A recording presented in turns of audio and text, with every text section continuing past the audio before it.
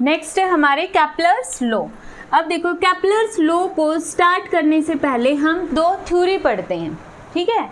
Theory में क्या है, एक है हमारी geocentric theory, geocentric theory. Geocentric theory, यहाँ पे जो ये जियो वर्ड है ना, जियो वर्ड का मतलब होता है अर्थ। जियो वर्ड का मतलब क्या है, अर्थ, और सेंट्रिक का मतलब क्या होगा, सेंटर में, सेंटर में।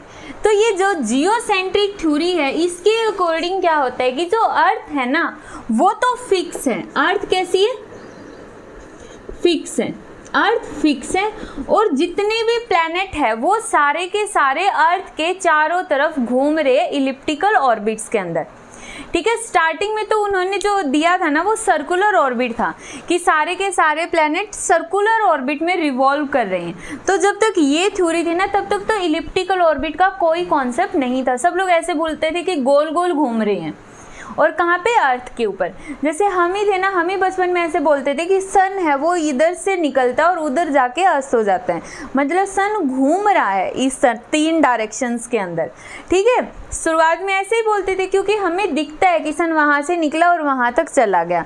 तो उस टाइम पे ये जियोसेंट्रिक थ्योरी थी जो प्टोलेमी ने दी थी।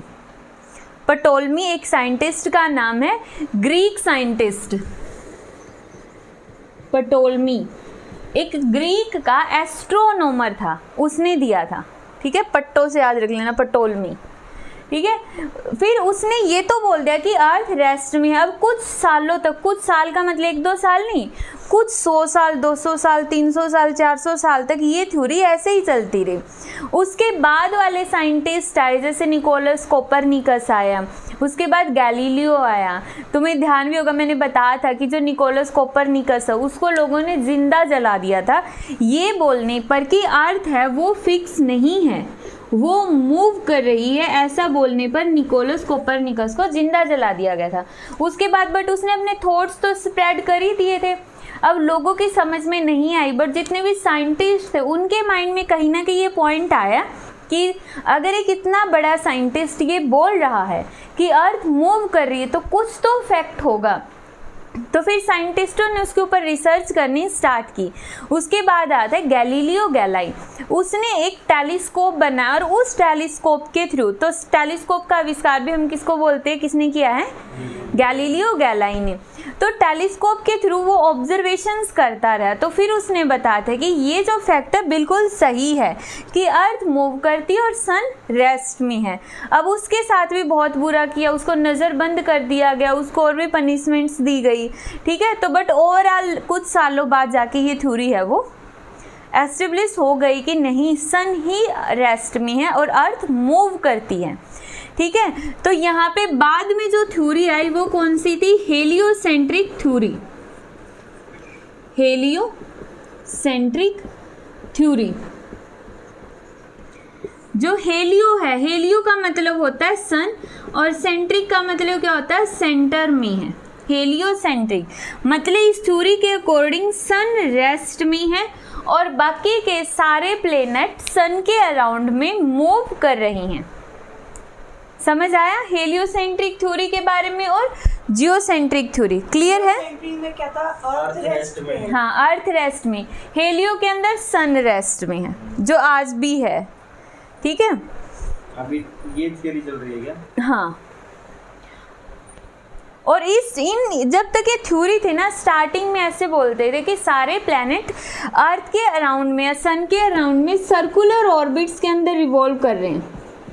सर्कुलर ऑर्बिट, अभी तक इलिप्टिकल ऑर्बिट का कॉन्सेप्ट नहीं आया था, ठीक है। सर्कुलर ऑर्बिट जिसको हम बोलते थे एपीसाइकल्स, उस टाइम पे सर्कुलर ऑर्बिट को क्या बोलते थे, एपीसाइकल्स।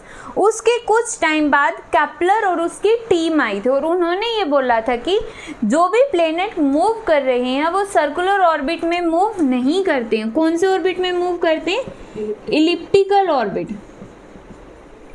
इलिप्टिकल ऑर्बिट में, ठीक है। तो अब जो केपलर और उसकी टीम थी उन्होंने केपलर्स लॉ दिए थे इन सारे फैक्ट्स को वेरीफाई करने के लिए और डिटेल में इंफॉर्मेशन देने के लिए। तो बहुत इंपॉर्टेंट टॉपिक है, हेडिंग डाल लो Kepler's law. Kepler's law important है।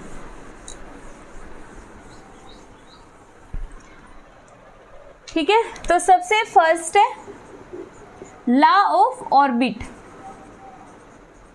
Law of orbit, law of orbit.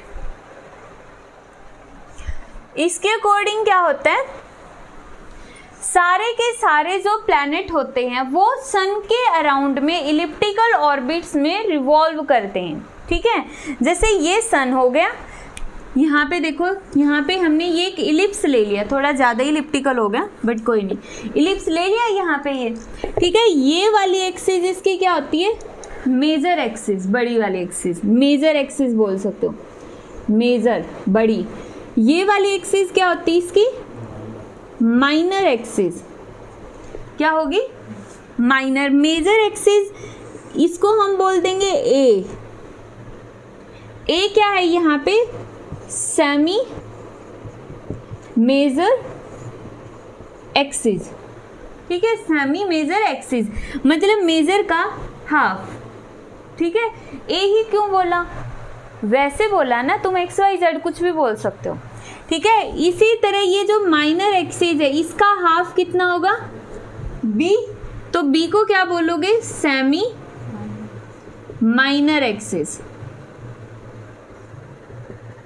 Semi minor axis. समझ में, सेमी मेजर एक्सिस और सेमी माइनर एक्सिस। तो इस लॉ के अकॉर्डिंग क्या होता है कि जितने भी प्लेनेट्स है, जैसे हमने ये वाला यहाँ पे कोई भी अर्थ मान लिया, अर्थ प्लेनेट कंसीडर कर लिया, और यहाँ पे सन उसकी इलिप्स की किसी फोसी के ऊपर सन है, फोसी, इसके फोकस बोल लो, फोसी बोलो। ठीक है, तो इसके डेफिनेशन लिखो लॉ ऑफ ऑर्बिट की। Each planet moves around the sun in an elliptical orbit,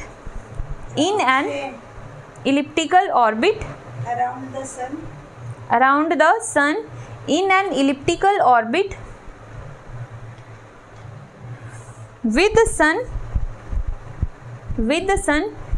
at one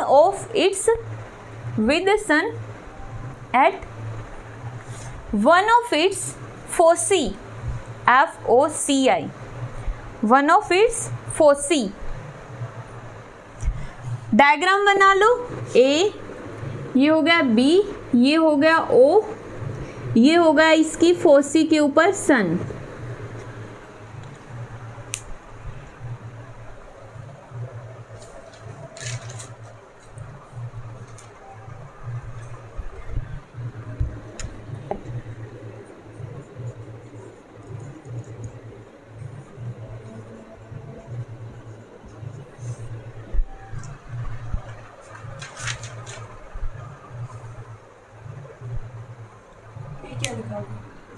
perihelion. Perihelion क्या होता है, देखो अब सामने देखो, पहले लिखना मत। यहाँ पे जो ये प्लेनेट है ना, ये सन यहाँ पे रहा। ठीक है, सन तो यहाँ पे फिक्स है, लेकिन जो ये प्लेनेट है ये घूम रहा ना, ये यहाँ से होता हुआ कभी तो इसे बहुत दूर चला गया और कभी इसके बहुत ज़्यादा नज़दीक आ गया। तो इसके दो डिस्टेंस मेजर हो गए ना, मेन वाली डिस्टेंस है, एक तो ये वाली जब ये इसके क्या बहुत ज़्यादा नज़दीक है, और एक क्या है इसके बहुत ज़्यादा दूर है। यही दो पॉइंट है ना, जब ये इसके नज़दीक होगा ए पॉइंट पर, बी पॉइंट पर सबसे ज़्यादा दूर हो गया, सन ये वाली चीज़ हो गई। ठीक है, अब जो ये सबसे छोटी डिस्टेंस होती है, सन यहाँ पर है और प्लैनेट यहाँ पर है, तो इस छोटी डिस्टेंस को बोलते हैं पेरिहिलियन। ठीक है, और जो ये बड़ी डिस्टेंस है, इसकी डिस्टेंस यहाँ से यहाँ तक BS, इसको बोलते हैं एपिहिलियन। तो पेरिहिलियन के अंदर लिखो the distance of closest approach, the distance of closest approach the distance of closest approach of planet, the distance of closest approach of planet with sun at one of its foci, with the sun at one of its foci. हाँ जी, ठीक है. This distance is called perihelion. This distance is called perihelion. ठीक है. यहाँ पे जो perihelion distance है उसको हम रिप्रेजेंट करते हैं ए एस से. A S. ठीक है. अब जो ए एस है इसके वैल्यू हम कैसे निकाल सकते हैं? पूरी की वैल्यू कितनी है हमारे पास? ए. हमें चाहिए ए एस, ये वाली डिस्टेंस हमें चाहिए यहाँ से यहाँ तक. ठीक है. हमारे पास पूरी है ए, तो मैं ओ ए में से अगर ओ एस सब्ट्रैक्ट कर दूं तो मिल गया ए एस. ठीक है. तो माइनस कर दो ओ एस. ए एस किसके इक्वल आ गया? पूरी में से इतनी सब्ट्रैक्ट कर दो, ए एस बच गया. अब देखो यहाँ पे ओ ए की वैल्यू तो है ए. ठीक है. ओ एस हमें निकालना पड़ेगा.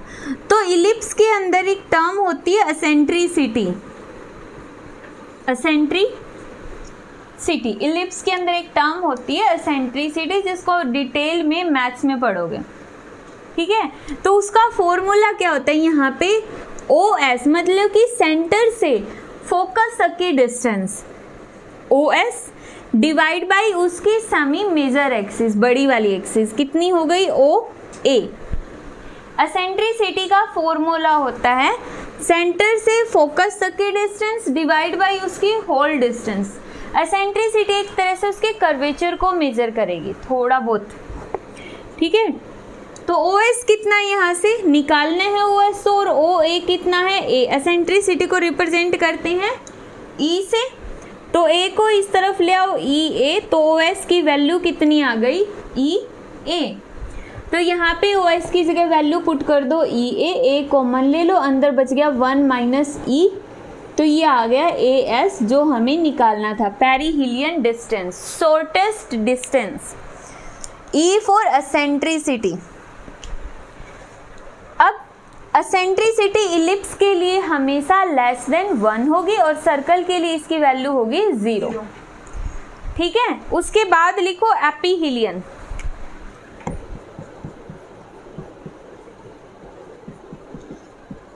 एपीहीलियन, एपीगी और पेरीगी भी बोलते हैं इसको. पेरीगी इसका दूसरा नाम होता है पेरीगी. हीलियन की बजाय जी डबल ई लगा दो, पेरीगी, और इसका एपीगी. ठीक है. एपीहीलियन, एपीहीलियन के अंदर लिखो कौन सी होती है एपीहीलियन? Largest distance. लिखो the greatest distance of planet, the greatest distance of planet from the sun, from the sun. सन से जो ग्रेटेस्ट डिस्टेंस है उसको हम क्या बोलते हैं? एपीहीलियन. ठीक है. कौन सी हो गई यहाँ से? B S. बी एस किसके इक्वल लिखोगे? ओ से बी तक प्लस ओ से एस तक. ओ से बी कितनी है? ए के इक्वल है. और ओ से एस कितनी है? ये रही ई ए. तो यहाँ से ए कॉमन 1 प्लस ई. जो एपीहीलियन लार्जेस्ट डिस्टेंस है वो आ गई ए. ए का मतलब सेमी मेजर एक्सिस, जितने भी किलोमीटर की है वो. ई एसेंट्रिसिटी, जितनी भी उस इलिप्स की एसेंट्रिसिटी है वो वाले. ठीक है. तो यहाँ से देखो कर लिया तुमने. अगर मैं बिल्कुल शॉर्ट में बताऊं कि केपलर का फर्स्ट लॉ क्या था? Kepler law of orbit. ठीक है. Law of orbit. उसमें सिंपल सी क्या वर्डिंग बोली पता है? कि जो सन है वो एक जगह पर फिक्स है और प्लेनेट है उसके चारों तरफ इलिप्टिकल ऑर्बिट में घूमते हैं. क्या है, बिल्कुल सिंपल सी लाइन कि सन फिक्स है और जितने भी प्लैनेट है वो सन के अराउंड में इलिप्टिकल ऑर्बिट में रिवॉल्व करते हैं बस।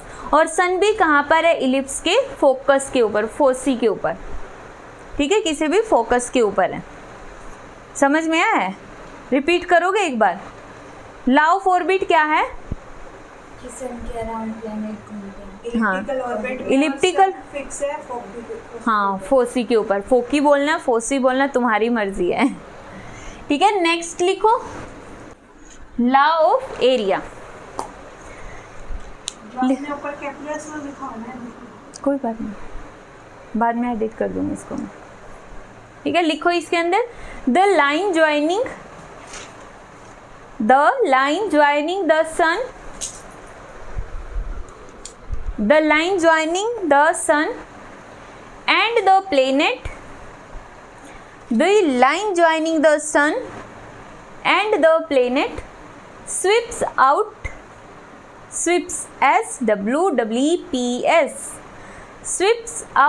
equal area in equal interval of time.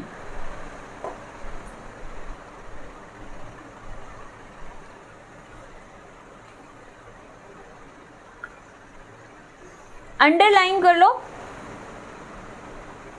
Equal area, उसके बाद दूसरी अंडरलाइन करो इन, ना इनको छोड़ देना, इक्वल इंटरवल, ठीक है। देखो हमारे पास ये क्या था, इलिप्स था, ये इसकी माइनर एक्सिस, ये मेजर एक्सिस, यहाँ पे हमने इसका सन कंसीडर किया था,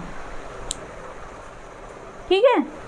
अब प्लेनेट मूव कर रहा है, मान लो किसी टाइम पे प्लेनेट था ए पर, फिर चला गया वो बी पर, कितने टाइम पीरियड के अंदर, डेल्टा टी। डेल्टा टी का मतलब छोटा सा टाइम पीरियड है, मे बी वो 2 सेकंड का हो, मे बी वो 4 सेकंड का हो, मतलब कोई टाइम पीरियड है। उस टाइम पीरियड के अंदर प्लेनेट है वो एक ए से लेकर कहाँ पर चला गया, बी पर चला गया। तो इसने इतने टाइम पीरियड के अंदर कितना एरिया बना दिया। देखो पहले हमने क्या लिखा था, लाइन ज्वाइनिंग, स्टेटमेंट पढ़ना, लाइन ज्वाइनिंग द, हाँ, सन और प्लेनेट कहाँ पे था, ए पे, फिर line joining the sun and planet at B, ठीक है। तो इसने कितना एरिया बना दिया, ये इसका एरिया हो गया, ये रहा, ठीक है। मान लो ये जो डिस्टेंस है वो कितनी है, आर है, तो इसने इतना एरिया बना दिया। अब मान लो कि जो सन है वो कहाँ पर आ गया है, वो सी पर आ गया, घूमता घूमता इस तरह से घूमता रहा, फिर सी पर आ गया और फिर कहाँ पे चला गया, डी पे चला गया, ठीक है। सी से डी तक जाने में उसको कितना टाइम बोल रहे हैं, हमने कितने टाइम तक ऑब्जर्वेशन की है, डेल्टा टी, समझ आया, डेल्टा टी। तो दोबारा से जो इसने ये वाला एरिया कवर किया वो सेम टाइम ही लिया है, डेल्टा टी। तो हमने यहाँ पे सिंपल सी बात बताए क्या बोल ली है, जो यहाँ पे सन और जो प्लेनेट है, सन और प्लेनेट को मिलाने वाली जो ये लाइन होगी ना, हम अगर इक्वल टाइम दे तो वो हमेशा उस टाइम में उतना ही एरिया ट्रैवल करेगी, ठीक है, हमेशा उतने टाइम में उतना ही एरिया ट्रैवल करेगी। अब देखो मान लो मैं इसको दे रही हूँ 10 सेकेंड, मान लो डेल्टा टी 0 सेकेंड से शुरू किया और 10 सेकेंड पे रुक गया, तो मतलब चेंज इन टाइम कितना हो गया, 10 सेकेंड का हो गया। तो 10 सेकेंड के अंदर इसने देखो यहाँ पर तो बिल्कुल थोड़ी सी डिस्टेंस ट्रैवल की, ए से बी इतनी है ना आर्क, लेकिन इस साइड में इसने कितनी बड़ी आर्क ट्रैवल कर दी, सी से डी, प्लैनेट ने इतनी दूर चला गया, समझ आ रहा है। 10 सेकंड के अंदर ही जब वो प्लैनेट सन से दूर था तो वो कम धीरे धीरे मूव कर रहा था, बिल्कुल प्यार से स्लो मोशन में था, ठीक है। जैसे बच्चे होते हैं ना एग्जाम जो बहुत दूर होते हैं तो वो पढ़ते नहीं है, स्लो स्लो काम करते हैं, और एग्जाम आते ही उनकी स्पीड क्या हो जाती है, बहुत ज़्यादा फास्ट हो जाती है, वैसे भी क्रैमिंग करके आते हैं ठीक है। तो यहाँ पे भी कुछ ऐसा ही हो रहा है। अभी एग्जाम, सन को एग्जाम ही मान लो, ठीक है। तो यहाँ पे एग्ज़ाम तुम्हारे बहुत दूर हैं, तो तुम्हारी मोशन क्या होगी, बहुत स्लो होगी, इसलिए ये वाली जो डिस्टेंस है वहाँ पे तुम्हारी मोशन स्लो है, तो मतलब स्पीड क्या होगी, मिनिमम होगी। लेकिन जैसे ही यहाँ पे ये एग्ज़ाम पास आया, तो तुम प्लेनेट हो ना, तो तुम लोगों ने क्या कर दिया, बहुत ज़ोर से भागना स्टार्ट कर दिया। तो उतने ही टाइम में तुमने इतनी ज़्यादा डिस्टेंस ट्रैवल कर लिया, मतलब तुमने बहुत ज़्यादा सिलेबस कवर कर दिया सेम टाइम पीरियड के अंदर। क्यों, प्रेशर की वजह से, इसलिए प्रेशर भी बहुत ज़रूरी होता है, ठीक है। तो मतलब यहाँ पे तुम्हारी मोशन बहुत फास्ट होगी, इसलिए हम बोलते हैं कि सन के पास जाते ही, एग्ज़ाम के पास जाते ही बच्चों की स्पीड बढ़ जाती है, मतलब सन के पास जाते ही प्लैनेट की स्पीड बहुत ज़्यादा हो जाती है, मैक्सिमम हो जाती है। हाँ तो रियल लाइफ में ये ला एप्लीकेबल है या नहीं तुम्हारे ऊपर, देख लो। तो यहाँ पे तो कंक्लूजन पता चल गया साइंस के अंदर भी कि जब भी कोई प्लैनेट सन के नज़दीक गया उसकी स्पीड क्या हो जाएगी, मैक्सिमम हो जाएगी। क्लियर, दोबारा बताऊं या आ गया समझ में, ठीक है। तो डेफिनेशन इसके अकॉर्डिंग देखो, डेफिनेशन पढ़ो। डेफिनेशन में क्या था, line joining the sun and the planets sweeps out equal area in equal interval of time. 10 second के अंदर जितना एरिया ये वाला है उतना ही एरिया ये वाला है, ठीक है। सेम टाइम में सेम एरिया कवर करेगा, ठीक है। अब इसको हमें प्रूव करना है कि जो एरियल वेलोसिटी है वो कांस्टेंट होती है, ठीक है। एरियल वेलोसिटी मतलब जैसे सिंपल वेलोसिटी क्या होती है, distance by time. Areal velocity मतलब एरिया डिवाइड बाय टाइम। तो लिखो एरियल वेलोसिटी, एरियल वेलोसिटी को हम लिखेंगे D A divide by D T से। डी ए क्या है, एरिया, और डी टी क्या है, स्मॉल टाइम इंटरवल।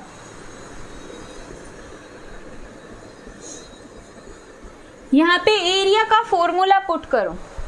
यहाँ पे हम कौन सा एरिया ले लेते हैं, मान लो जो एरिया के लिए हम ट्रायंगल ले रहे हैं ओ ए बी। अब तुम सोचोगे ये तो ट्रायंगल है ही नहीं, मान लो ये ट्रायंगल है इस तरह से, ठीक है। हमने ऐसे मिला दी, ट्रायंगल ही बना दिया। ट्रायंगल के एरिया का फॉर्मूला क्या होता है, half base into height. Base कितना है आर, हाइट कितनी है ए बी, और ए बी की वैल्यू कितनी है, वेलोसिटी इंटू टाइम। डिस्टेंस का फॉर्मूला क्या होता है, स्पीड इंटू टाइम। तो यहाँ पे स्पीड v मिनिमम और डेल्टा t, तो v डेल्टा t पुट कर दो, हाफ r v dt लिख दो, डेल्टा t की जगह dt। हाफ को कॉमन ले लो, r को कॉमन ले लो, v को कॉमन ले लो, delta t divide by delta t cancel. तो यहाँ पे एरियल वेलोसिटी जो कि था D A by D T किसके इक्वल आ गया, 1/2 आर वी, ठीक है। अब ऊपर भी मल्टीप्लाई कर दो m से और नीचे भी मल्टीप्लाई कर दो m से, कर सकते हैं। तो यहाँ पे कितना हो गया, M V R divide by twice of m, कर सकते हैं ना मल्टीप्लाई ऊपर नीचे। मास, जो भी प्लैनेट रिवॉल्व कर रहा है उसका मास होगा। अब जो m मास इंटू वेलोसिटी क्या होता है, मास इंटू वेलोसिटी, बताओ कौन, फोर्स तो मास इंटू एक्सेलरेशन हो गया, मास इंटू वेलोसिटी ये मोमेंटम। हाँ, कोई भी पार्टिकल में मूवमेंट है मतलब मोमेंटम, और momentum multiply by distance angular momentum, ठीक है। और एंगुलर मोमेंटम को रिप्रेजेंट करते हैं एल से और डिवाइड बाई 2m।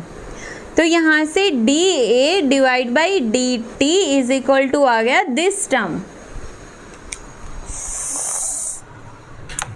हो गया क्लियर, आसान सा है बिल्कुल क्लियर। यहाँ पे L जो है वो कांस्टेंट है, और L कांस्टेंट होने की वजह से जो D A by D T है वो कांस्टेंट। बट प्रॉब्लम ये कि हम L को कांस्टेंट कैसे प्रूव करें, ठीक है, हमें एल को कांस्टेंट बताने के लिए प्रूव करना पड़ेगा। जो सन होता है और जो प्लैनेट होता है उनके बीच में कौन सा फोर्स एक्ट करता है। मान लो ये हो गया सन, सेंट्रीपिटल भी होता है, और ये हो गया planet,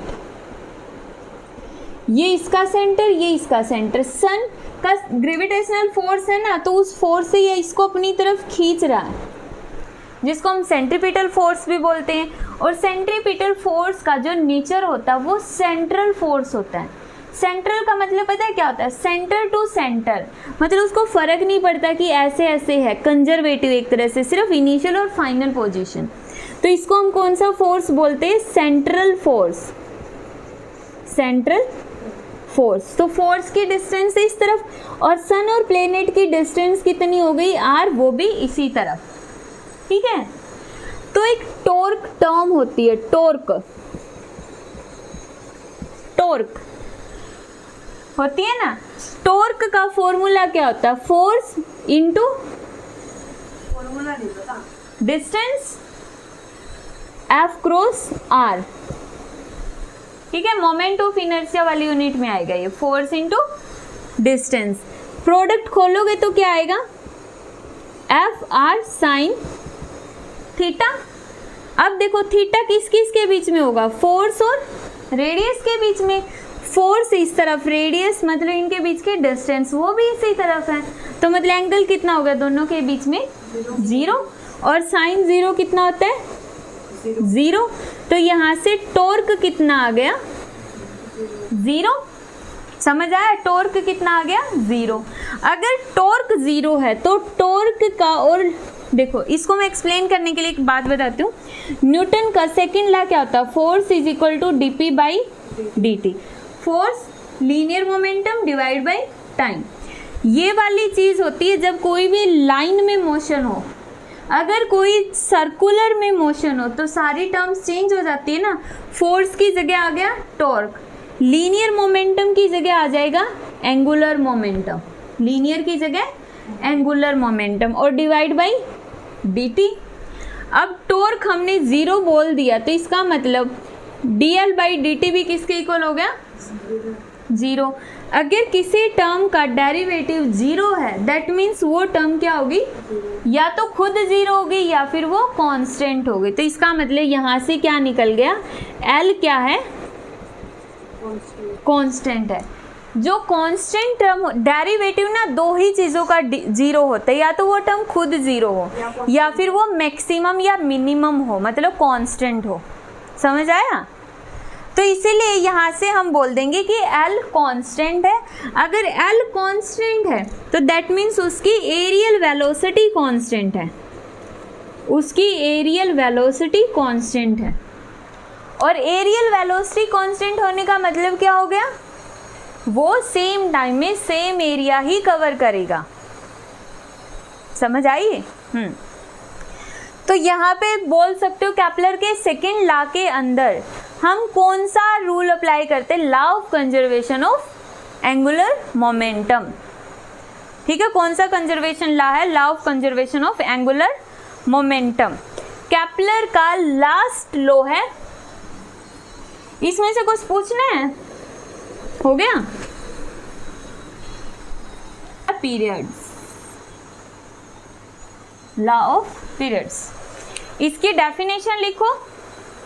the square of time, the square of time for a planet, the square of time for a planet to complete one revolution, to complete one revolution around the sun, around the sun is directly proportional to, is directly proportional to cube of semi major axis, cube of semi major axis, semi major axis of elliptical orbit।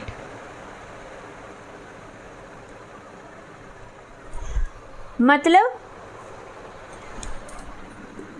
T square directly proportional to R cube, T square directly proportional to R cube. ठीक है, अब इसका हम proof देखने वाले।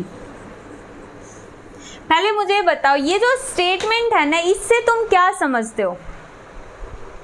जितने time में वो एक रेवोल्यूशन कंप्लीट करते हैं, हाँ, उसका स्क्वायर, उसकी जो सेमी मेजर एक्सिस है उसके क्यूब के ऊपर। हाँ, समझ गए ना, मतलब जितने टाइम पीरियड के अंदर वो एक रिवॉल्यूशन कंप्लीट कर रहा है तो उसी टाइम पीरियड का स्क्वायर कर दो, वो किसके इक्वल आ जाएगा? उसकी सेमी मेजर एक्सिस है ना, उसकी क्यूब कर दो। एक तरह से यहाँ पे तुम सोच के देखो, हम ये नहीं बता सकते हैं कि एक प्लैनेट है वो कितने टाइम पीरियड के अंदर रिवॉल्यूशन कर देगा। पता है तुम्हें, अगर ये पता हो कि ये जो प्लैनेट है वो अर्थ के अराउंड में इस इलिप्टिकल ऑर्बिट में रिवॉल्व कर रहा है जिसकी सेमी मेजर एक्सिस इतनी है, तो तुम बता सकते हो कि इतने टाइम पीरियड के बाद वो घूम के इधर ही आ जाएगा। इंटरेस्टिंग नहीं लगा तुम्हें? थोड़ा सा इमेजिन करो, इंटरेस्टिंग लगेगा।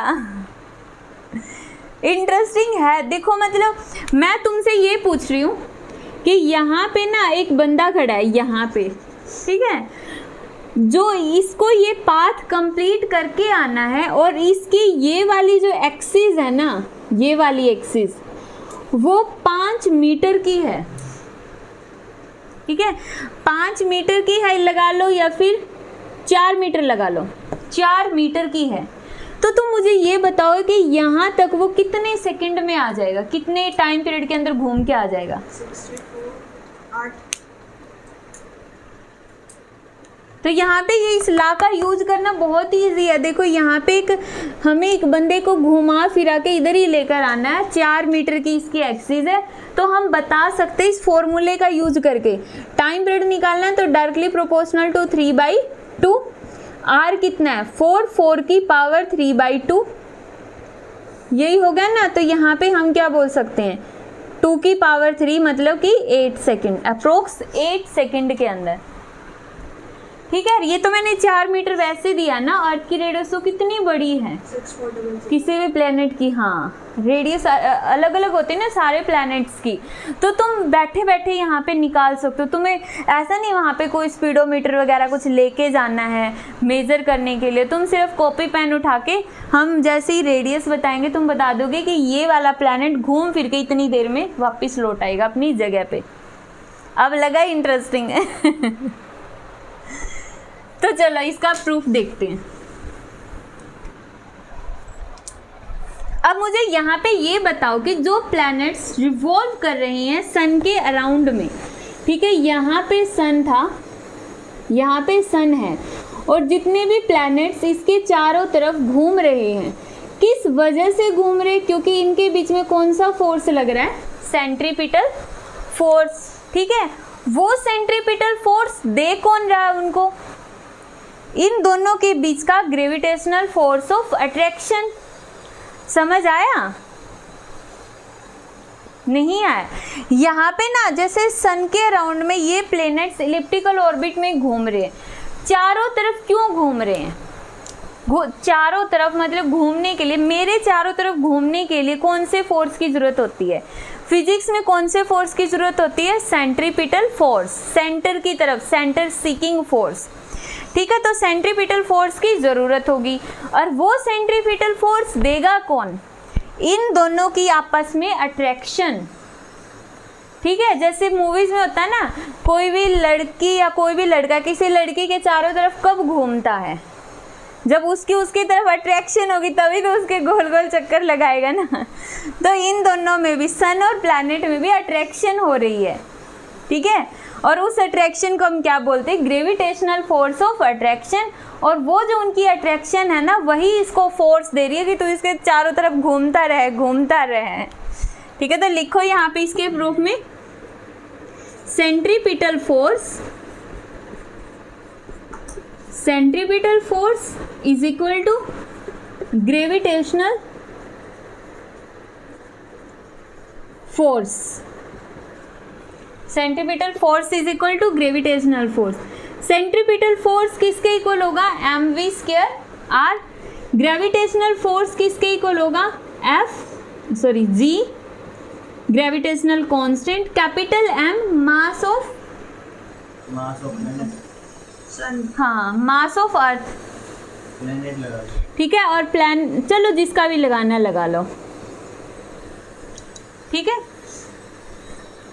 तो यहाँ पे centripetal force is equal to M V square by R, gravitational force G M M divide by R square. तो यहाँ से m कैंसिल, एक r से एक r कैंसिल, v स्क्वायर किसके इक्वल आ गया, G M divide by R, ठीक है। यहाँ पे मुझे ये बताओ कि जो वेलोसिटी है या फिर स्पीड है उसका फॉर्मूला क्या होता है। सिंपल फॉर्मूला मैथ्स में, velocity is equal to distance by time, ठीक है। अब यहाँ पे डिस्टेंस क्या है इसकी, सरकमफ्रेंस, सरकमफ्रेंस का फॉर्मूला 2 पाई आर, और टाइम पीरियड कितना है, मान लो t, तो पुट कर दो v स्क्वायर मतलब 4 pi square R square divide by T square G M divide by R. अब सारी टर्म्स को एक साइड में, तुम्हारी मर्जी जैसे करनी करो, आर क्यूब को एक साइड में ले लो, ठीक है। आर क्यूब के साइड में कितना, मल्टीप्लाई में 4 pi square divide by G M, और टी स्क्वायर को एक साइड में रख लो, ठीक है। टी स्क्वायर को एक साइड में और इनको एक साइड में, आर क्यूब इसको कांस्टेंट मान लेते हैं जिसकी वैल्यू ले लो k, ठीक है। और इसको हम लिख सकते हैं R cube directly proportional to T square,